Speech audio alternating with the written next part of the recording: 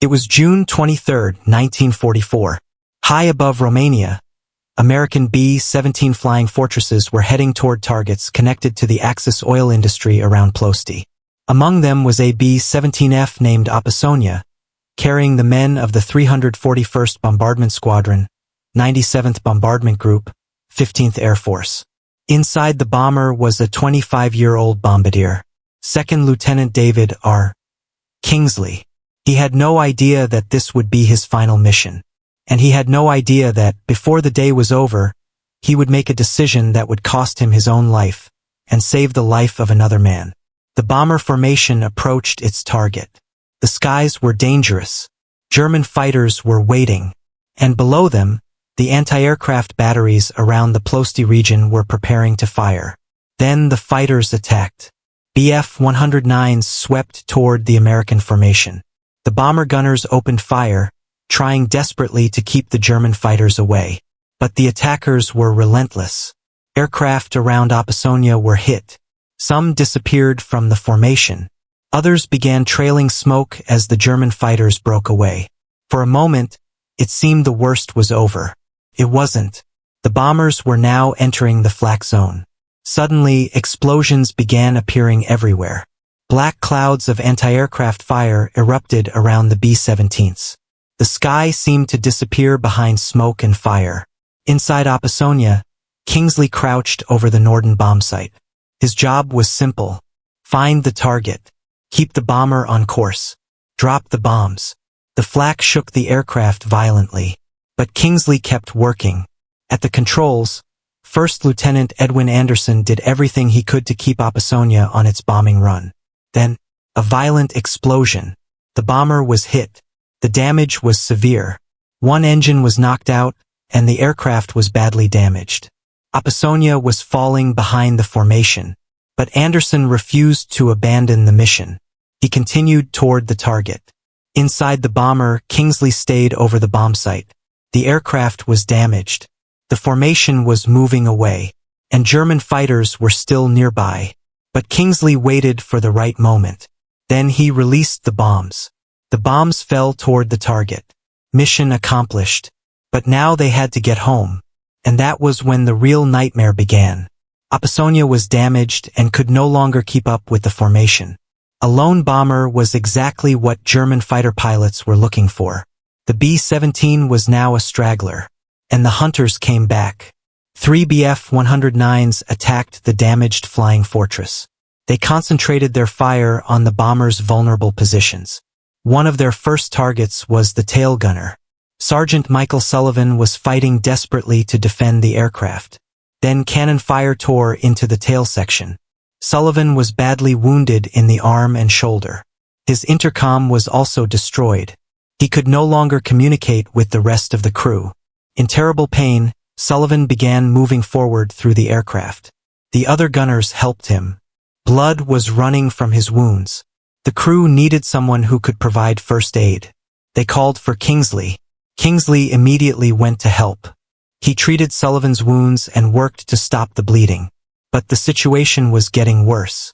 Opissonya was still hundreds of miles from safety. The bomber had suffered severe damage. More engines were failing. Fuel was becoming a serious concern. And the German fighters were still hunting them. Then, for a moment, help arrived. American P-51 Mustangs appeared. The German fighters broke away. The Mustangs stayed with the crippled B-17 and helped keep the attackers away for as long as they could. But fighter escorts had their own limitation. Fuel. Eventually, the P-51s had to leave. Opissonya was alone again. And now the B-17 was almost defenseless. The German fighters returned. More Bf-109s attacked the stricken bomber. They came in repeatedly. Machine gun and cannon fire tore into the aircraft.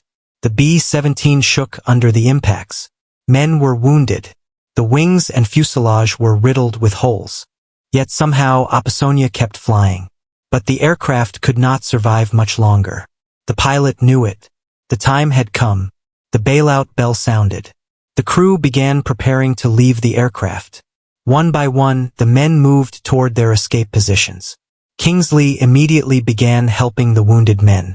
He wasn't thinking about himself. He was thinking about his crew. Then he reached Michael Sullivan. There was a problem. Sullivan's parachute harness could not be found. The wounded gunner had no way to safely jump. The aircraft was going down, and there was almost no time left. Kingsley had a parachute. Sullivan didn't. Kingsley made his decision. He removed his own parachute harness. Then he put it on the wounded gunner. He was giving Sullivan his only chance to survive. The crew began jumping. Kingsley helped Sullivan toward the bomb bay. The bomber was still losing altitude. The ground was getting closer. Kingsley told Sullivan to jump when he was clear. Sullivan later remembered looking at Kingsley. There was no panic on his face. No hesitation. Kingsley knew exactly what he was doing. He had just given away his only means of escape. And he knew what that meant. Sullivan jumped. His parachute opened. The other surviving crew members followed. But Kingsley remained aboard. The last time the crew saw him, he was standing near the bomb bay catwalk. The crippled B-17 continued downward, and then it disappeared toward the ground. Opissonya crashed near the village of Suhozem in Bulgaria. David R. Kingsley did not survive. But because of his decision, the wounded gunner he had helped escape did.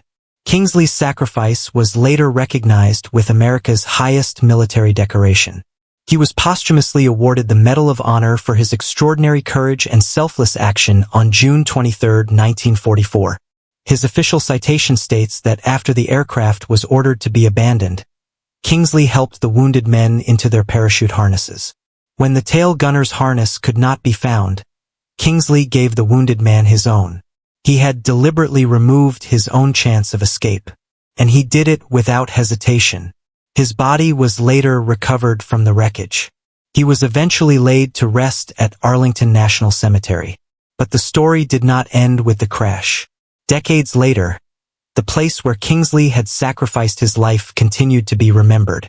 A memorial near the crash site was created using material connected with the wreckage. And back in the United States, another permanent tribute was created. Kingsley Field in Klamath Falls, Oregon, was named after David R. Kingsley. Today, it is home to the 173rd Fighter Wing of the Oregon Air National Guard.